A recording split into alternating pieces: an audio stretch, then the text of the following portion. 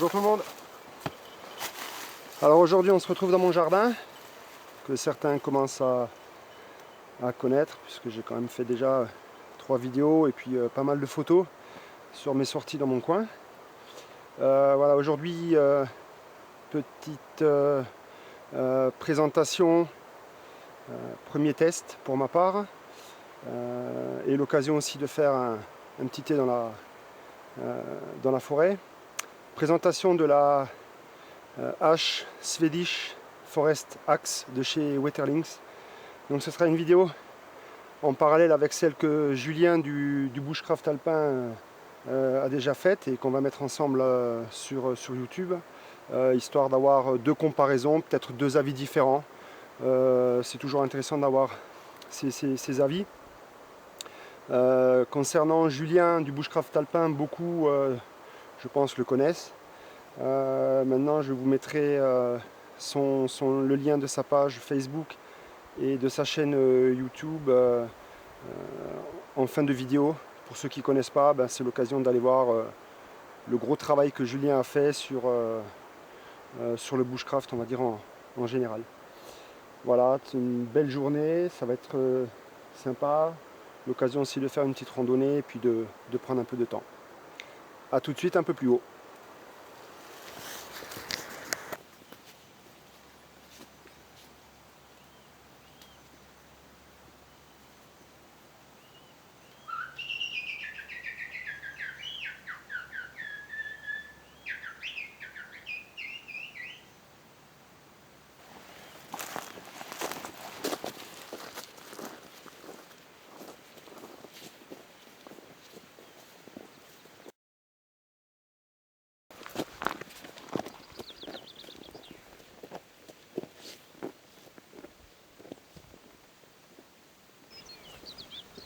L'aigle, la chance d'avoir dans ce grand jardin, entre autres, un couple d'aigles qui niche dans la falaise qui est derrière moi, que je vous montrerai plus tard, et des passages réguliers du loup. Voilà. Super belle journée, sans le printemps, les oiseaux chantent, magnifique.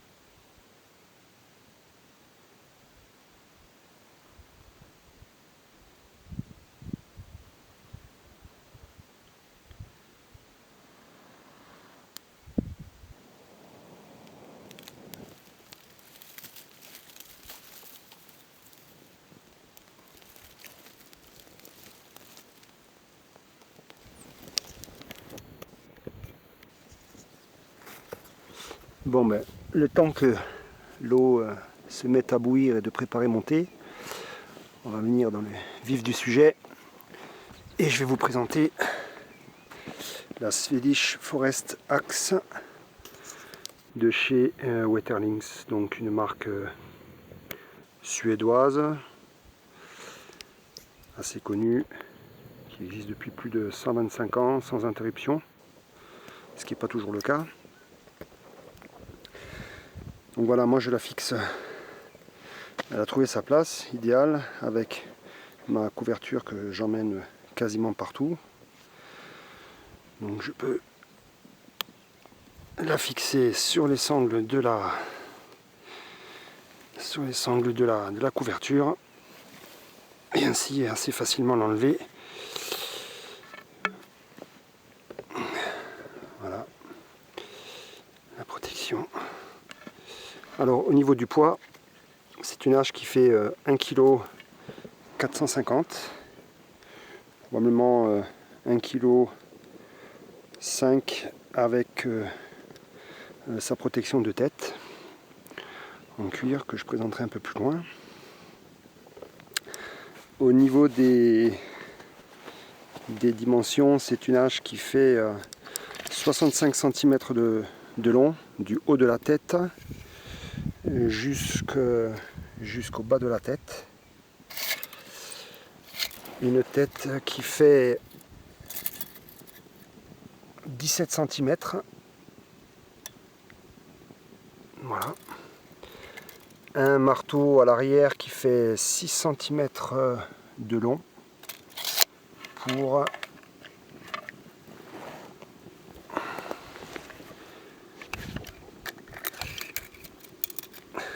2,5 cm de largeur. Voilà pour les dimensions de cette hache.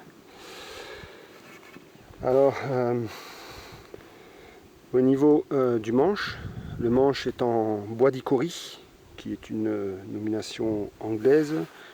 On peut aussi dire le carrier. C'est un bois qui a l'avantage d'être très dur, mais qui a aussi une certaine flexibilité.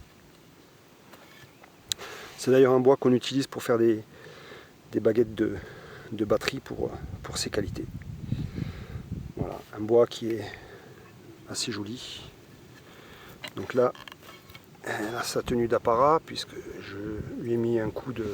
On parlera de la protection du manche un peu plus tard, de l'entretien de la hache. Un coup d'huile de lin et 50-50 avec de l'essence de térébenthine. Ce qui fait un peu ressortir les nervures. On peut y rajouter aussi du bourre de noix, mais moi j'en ai pas mis. Voilà pour le manche, avec un trou pour y mettre une dragonne si on le souhaite. Peut-être que j'en mettrai une, je ne sais pas. J'ai toujours peur de m'accrocher à des branches. Ça risque d'être plus embêtant qu'autre chose. Au niveau de la tête, la matière c'est de l'acier carbone suédois. Donc fait à la main.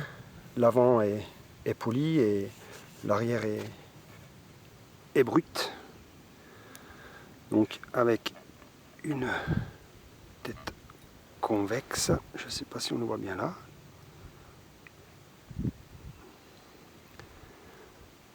Voilà.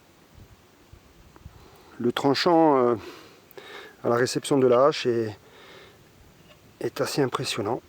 Bon là j'ai déjà pas mal coupé avec, donc je lui ai remis un petit coup d'affûtage.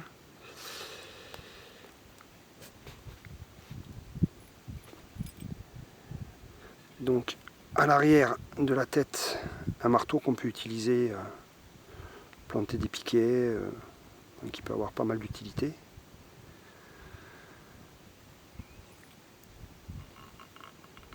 Voilà en gros pour les dimensions, le poids et la présentation de l'objet.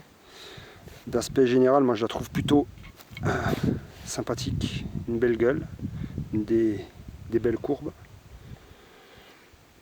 Voilà. Alors au niveau de la fibre est assez intéressante sur ce modèle. Je ne sais pas si on le voit bien là. Par contre, un des points négatifs que je donnerais à ce modèle, à cette hache précisément, c'est l'alignement, alors je ne sais pas si on le voit bien là, l'alignement entre la tête et le bas du manche, qui, on le voit peut-être pas forcément bien, mais à mon sens n'est pas parfait du tout. Voilà. Petit point négatif sur cette hache précisément, ce qui n'est pas forcément le cas sur tous les modèles, enfin, du moins je l'espère. Autrement les fibres sont pas mal alignées, on est bien dans le cœur de l'arbre. Voilà. Alors au niveau de la tête, il y a un fer qui est rajouté pour, on le voit ici, pour le coin, pour bien que tout soit en sécurité, qu'il n'y ait pas de risque qu'il s'en aille. Voilà. Alors au niveau de la tête, le marteau, je pense que je le reprendrai un peu, parce que il n'est pas tout à fait plat. pense qu'on peut largement améliorer la surface plane. Voilà, mais effectivement, très bel objet.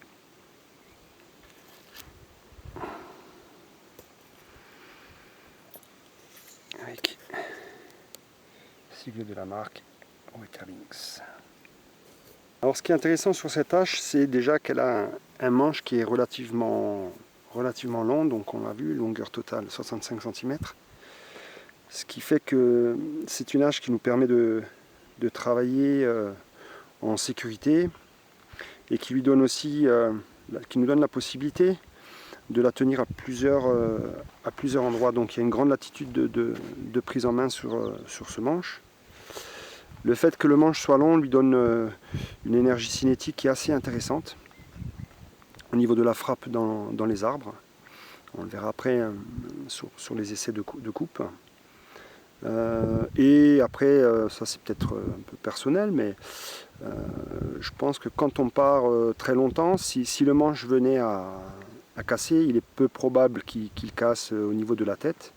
Il aurait plutôt tendance à casser un peu plus bas. Ben, malgré tout, il resterait quand même un petit morceau qui permettrait d'utiliser la hache, qui serait plus après une hachette. Donc voilà, ça peut être aussi intéressant. C'est une hache qui est donc voilà, qui permet de travailler en sécurité et qui peut être assez efficace.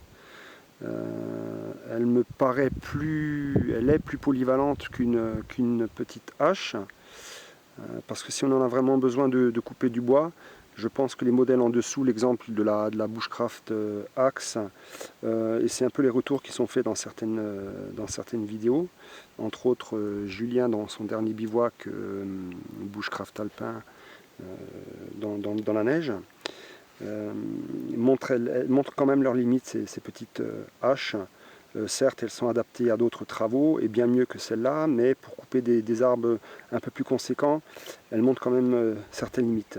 Elles font le boulot, mais en fatiguant beaucoup plus l'utilisateur, ce qui n'est pas trop le cas de celle-ci. C'est sûr que cette hache, elle est moins précise au niveau des travaux de précision. Par contre, on va le voir tout à l'heure, elle est assez efficace au niveau de l'abattage d'arbres petits et moyens. Voilà, c'est ce qu'on va voir tout à l'heure. Alors l'eau du Tébou, je vais aller voir monter, et puis ensuite on va redescendre un peu plus bas, parce qu'ici c'est un ancien village qui a été abandonné au début du 19e siècle. Donc les arbres ils se font rares, puisque on y faisait du pâturage et de la culture à certains endroits. Donc le bois a été coupé en bois de chauffage, donc je descendrai plus bas dans une forêt de hêtres. Alors pour ceux qui ont suivi un peu mes vidéos, la semaine dernière, quand je suis allé bivouaquer dimanche dernier, dans 60 cm de neige, et c'était tout au bout là-haut, et sachant que derrière il y a une vue sur le Gapençais et la falaise. Alors là on voit bien que la neige elle a fondu, parce qu'il reste vraiment plus grand chose. Mais ça a son charme aussi. Allez, à tout à l'heure, après le thé.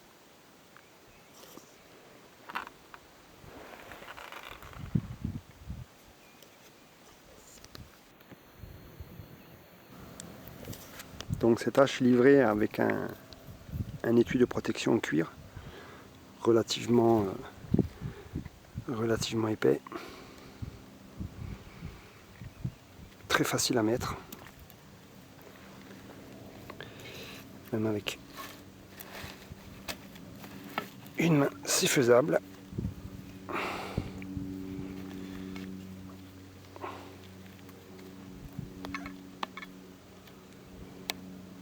Voilà, qui permet de la transporter en toute sécurité.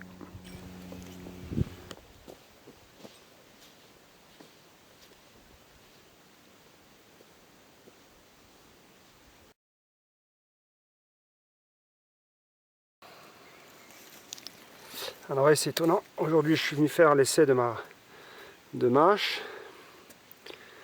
Et comme par hasard, petit trésor caché dans le creux d'un arbre. Assez impressionnant. 2 vieilles haches que j'ai jamais vues, puisque pourtant je passe assez régulièrement dans ce coin. Mais voilà. Bon, elles sont un peu vieilles. Alors autant je les récupérerai, je les nettoierai et on va voir un peu ce que ça donne.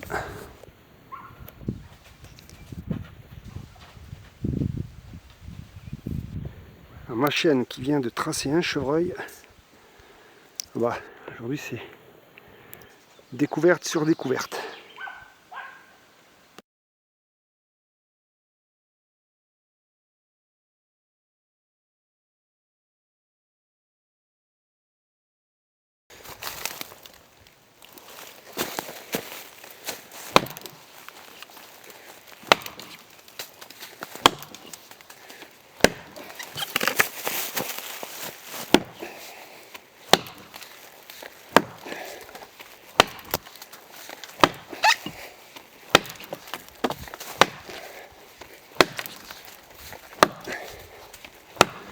Bon, ben là on voit que ça envoie quand même du bon copeau. Hein.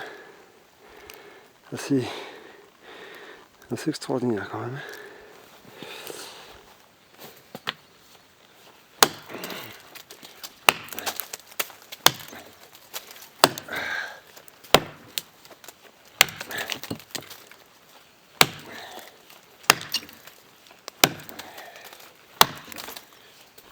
Et là on voit que très rapidement on arrive à bien pénétrer dans le bois. L'énergie cinétique est assez fabuleuse. On envoie la tête avec une force assez impressionnante, ce qui fait des super beaux copeaux et une rapidité de coupe.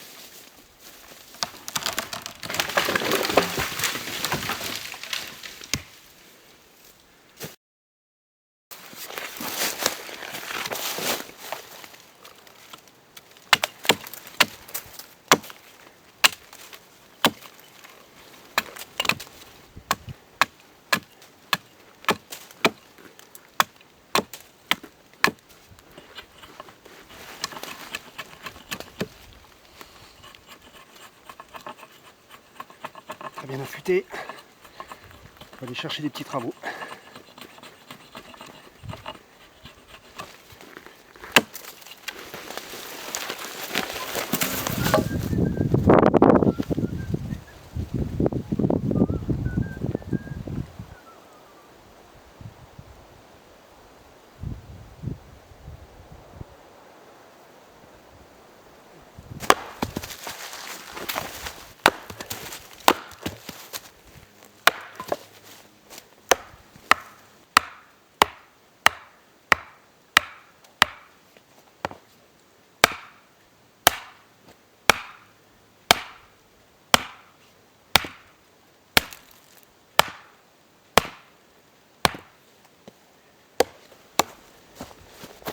Voilà. Alors en gros, tout ce qui est capable de faire cette hache. Donc une hache très polyvalente qui permet de faire du bon boulot. Sécurité, bonne prise en main, puissante, qui permet quand même de couper des arbres petits à moyens sans problème, rapidement. Aucune vibration au niveau du manche, très intéressant ça. Voilà, après c'est vrai qu'au niveau de la finition, au moins de celle-ci, je pense qu'il y a des améliorations qui peuvent faire bien mieux que ça. Surtout au niveau de l'axe tête-manche qui est légèrement, enfin qui est un peu décalé. Autrement ça reste un très bel outil, esthétiquement superbe. Maintenant, pour les sorties à la journée, ma petite Goldenberg est à mon sens plus adaptée.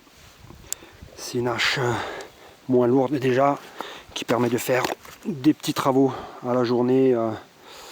Voilà. Par contre, si je dois partir sur des bivouacs un peu plus longs, plus conséquents et surtout en hiver, la nécessité d'avoir pas mal de bois pour se chauffer, incontestablement, j'emmènerai la Swedish Forest Axe.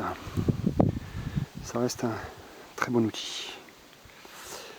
Voilà, en espérant que j'ai pu vous éclairer un peu sur cette hache.